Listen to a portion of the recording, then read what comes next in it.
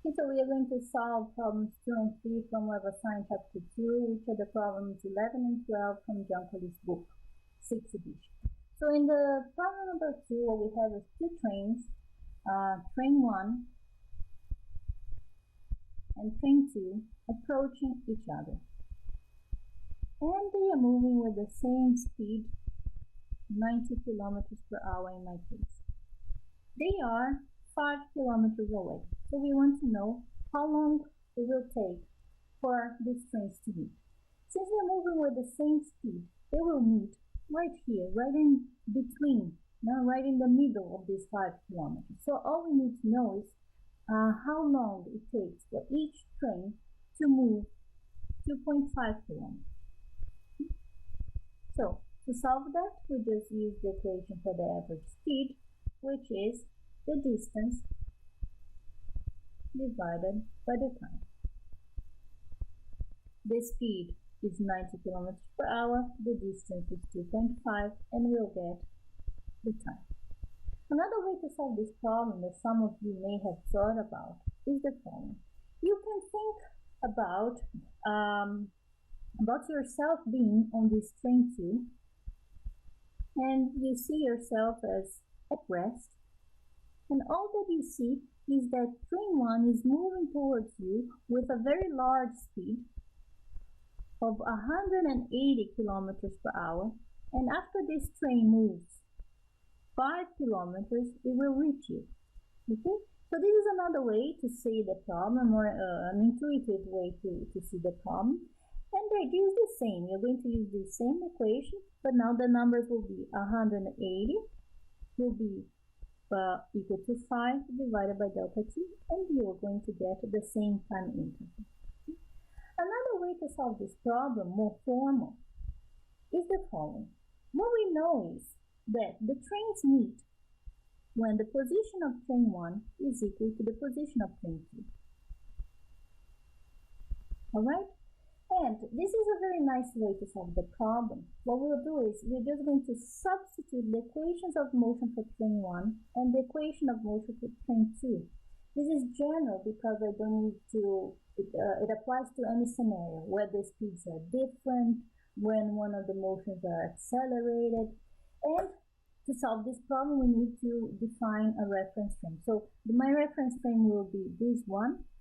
I'll put my train 1 initially at this position 0, okay, and my train 2 initially at this position plus 5 kilometers.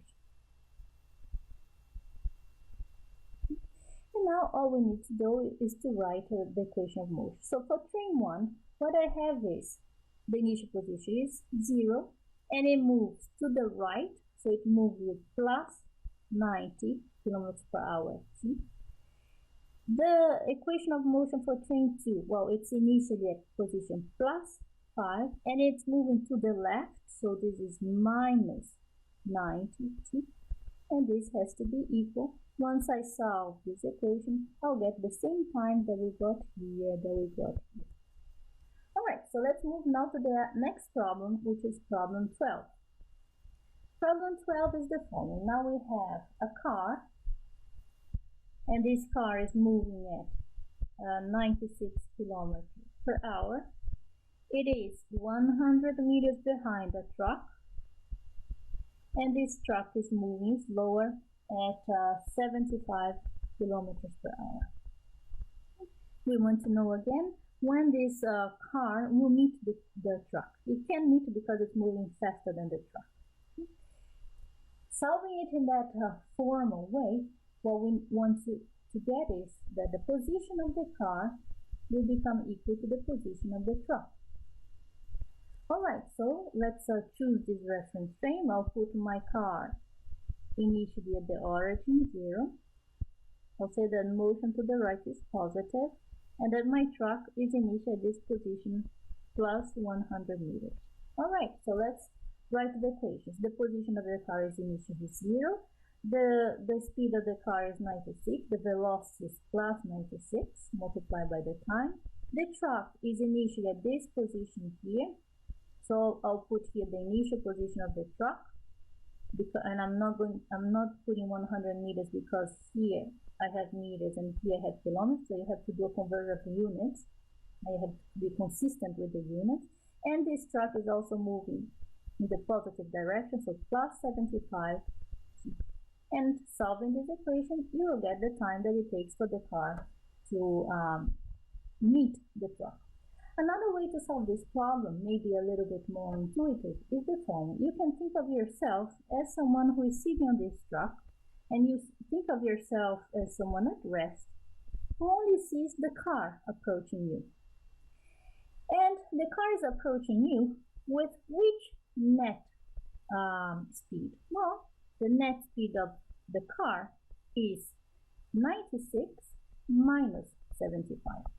With this, you can find the time by using the equation for the speed, right? To find the time, you put here this net speed, the distance is 100 meters, be careful with the units, and you will find the same time that we obtained from here.